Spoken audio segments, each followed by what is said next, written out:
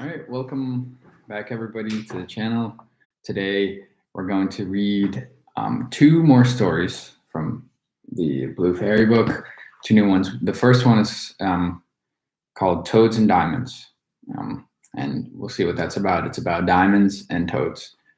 And the second one is a very famous story called Hansel and Gretel.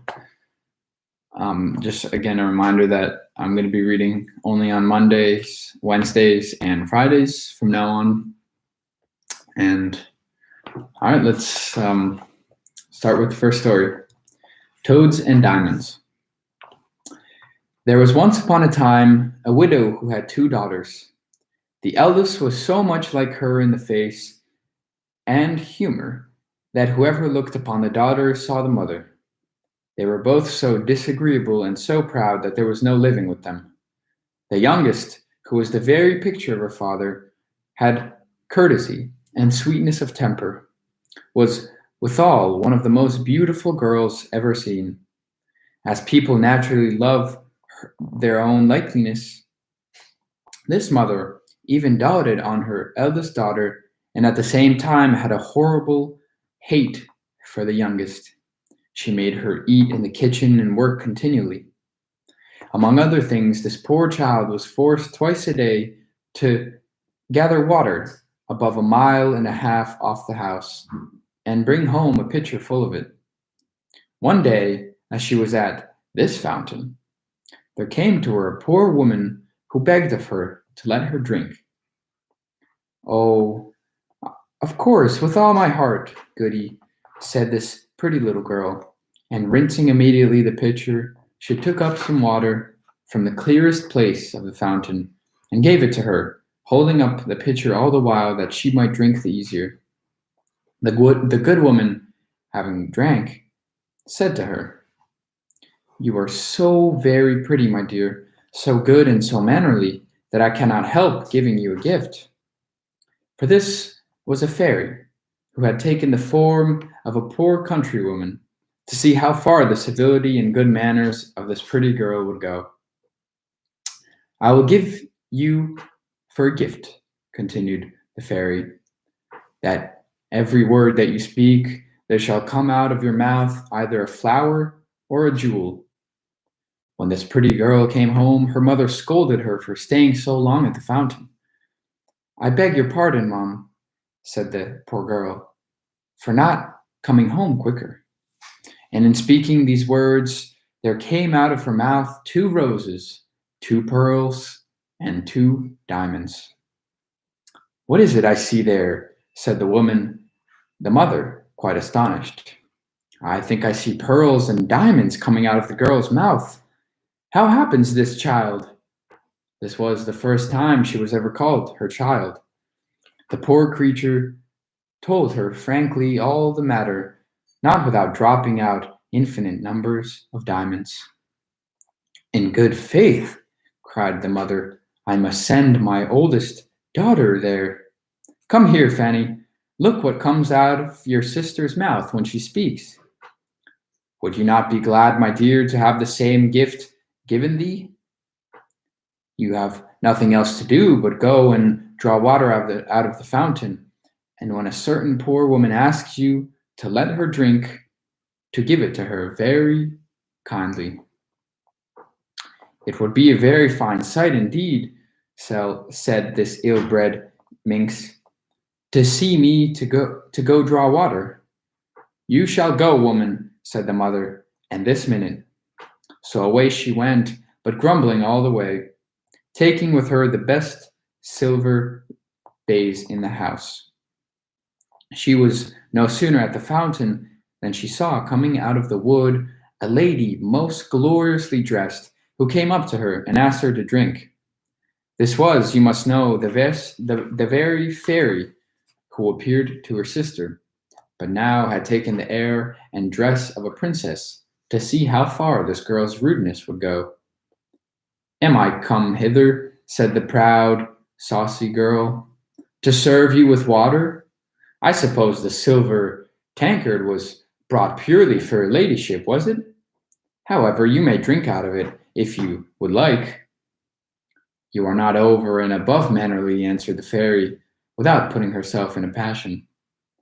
Well then, since you have so little breeding and are so unkind, I give you for a gift that at every word you speak there shall come out of your mouth a snake or a toad. So soon as her mother saw her coming, she cried out, Well, daughter? Well, mother, answered the mean girl, throwing out of her mouth 2 snakes and 2 toads. Oh, Lord, have mercy, cried the mother. What is it I see? It is that wretch little sister who has occasioned all this, but she will pay for it. And immediately she ran to beat her. The poor child fled away from her and went to hide herself in the forest, not far from the house. The king's son, then on his return from hunting, met her, and seeing her so very pretty, asked her what she did there alone and why she was crying. Alas, sir, my mother has turned me out of the doors and kicked me out of the house. The king's son, who saw 5 or 6 pearls and as many diamonds come out of her mouth, desired her to tell him how that happened. She then told him the whole story, and so the king's son fell in love with her, and considering himself that such a gift was worth more than any marriage portion, conducted her to the palace of the king his father, and there married her.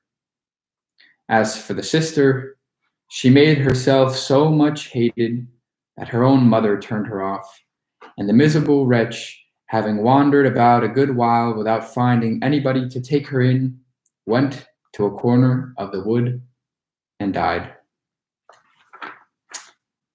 That's the end of the first story. And the next one that we're going to read is Hansel and Gretel, which is one of my favorites. And although you may know it, this one is a little different. So, Hansel and Gretel. Once upon a time, there dwelt on the outskirts of a large forest a poor woodcutter with his wife and 2 children. The boy was called Hansel and the girl Gretel. He had always little enough to live on, and once when there was a great famine in the land, he couldn't even provide them with daily bread. One night, as he was tossing about in bed, full of cares and worry, he sighed and said to his wife, What's to become of us? How are we to support and feed our poor children, now that we have nothing more for ourselves to eat? I'll tell you what, husband, answered the mother.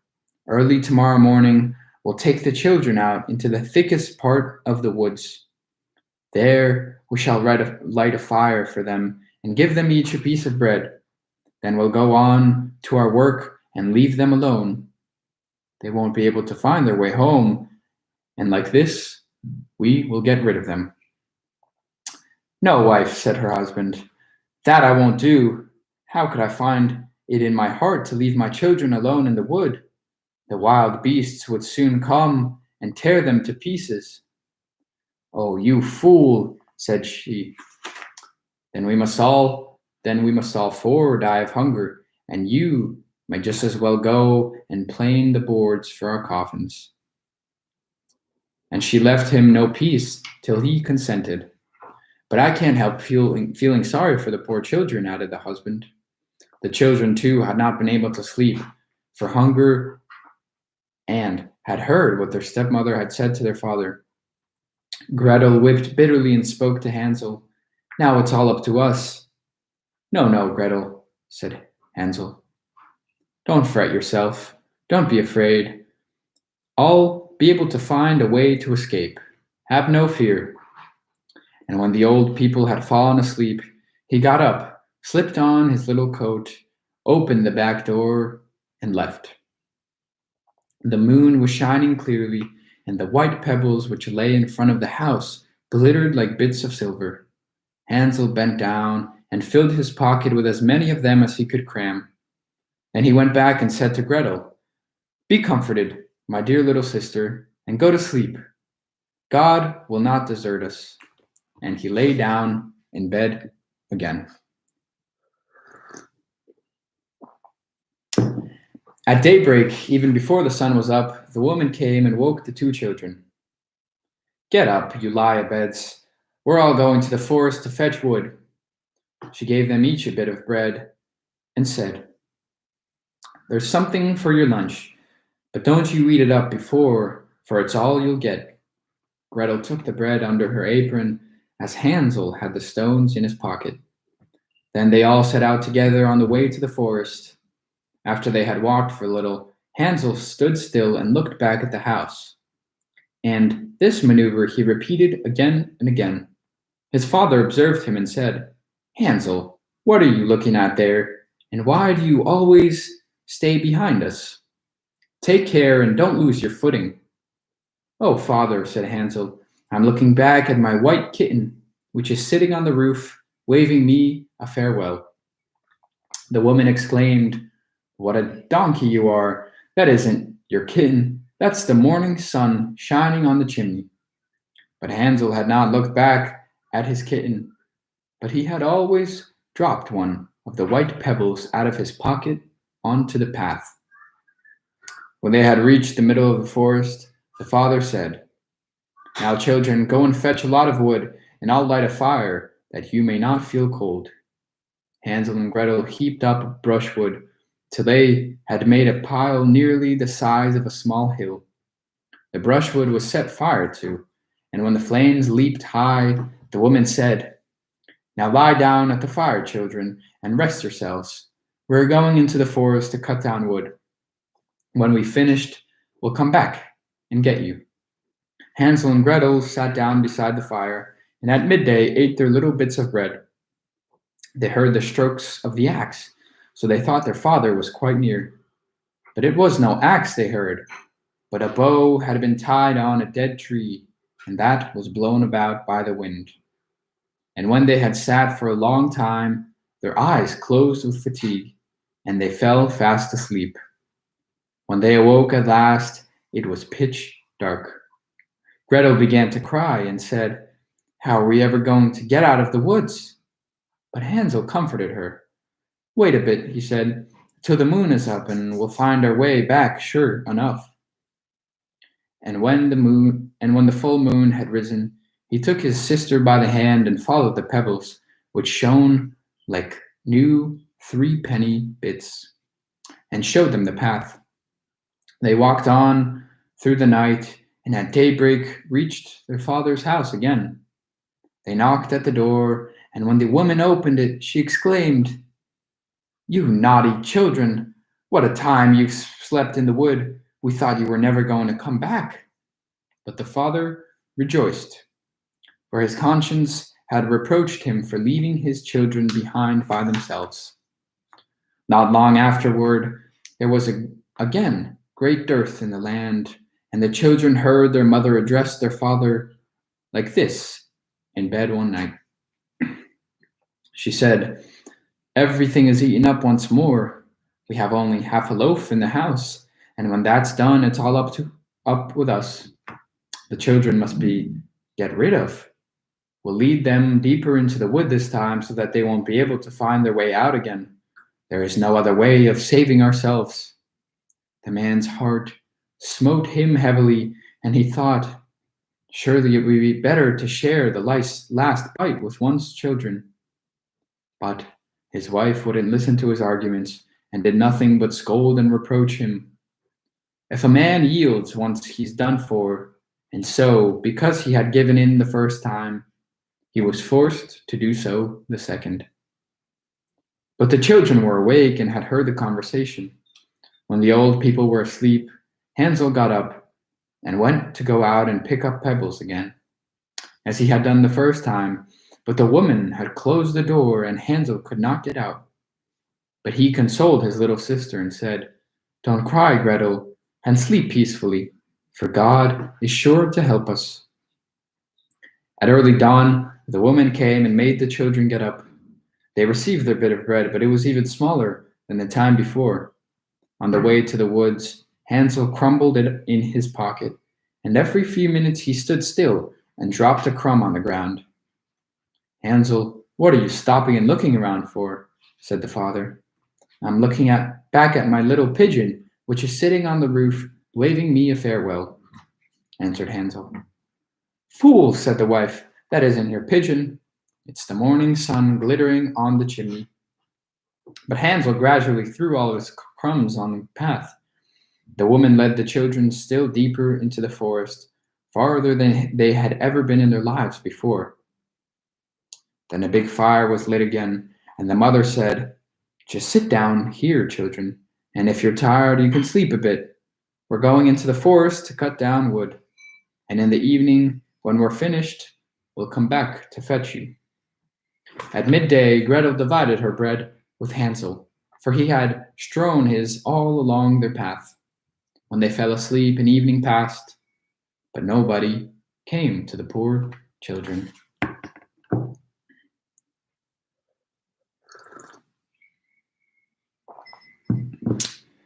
They didn't awake till it was pitch dark, and Hansel comforted his sister, saying, "Only wait, Gretel, till the moon rises, then we shall see the breadcrumbs I scattered along the path. They will show us the way back to our house."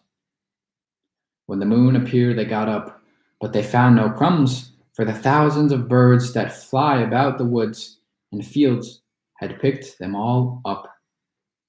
"Never mind," said Hansel to Gretel.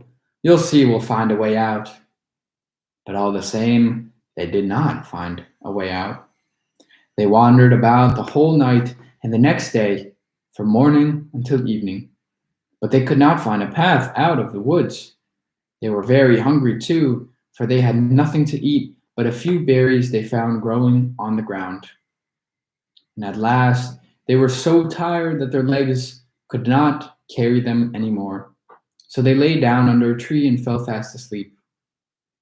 On the third morning after they had left their father's house, they set about their wandering again, but only got deeper and deeper into the woods. And now they felt that if help didn't come to them soon, they must perish. At midday, they saw a beautiful little snow-white bird sitting on a branch, which sang so sweetly that they stopped still and listened to it.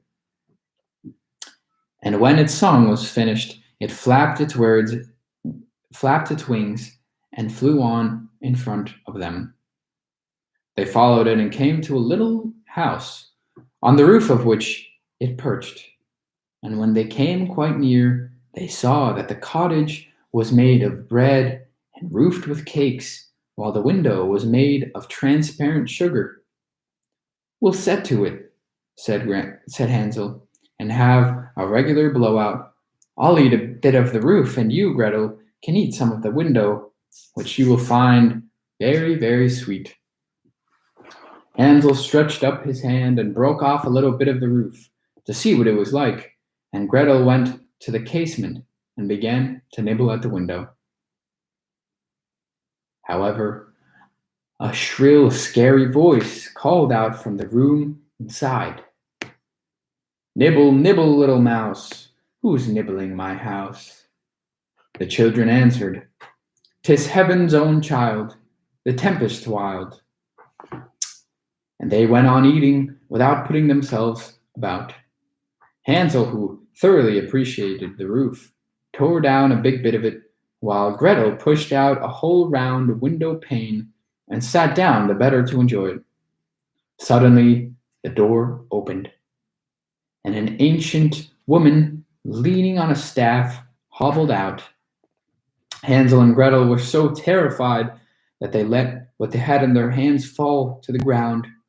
But the old woman shook her head and said, "Oh, ho, you dear children, who led you here? Just come in and stay with me.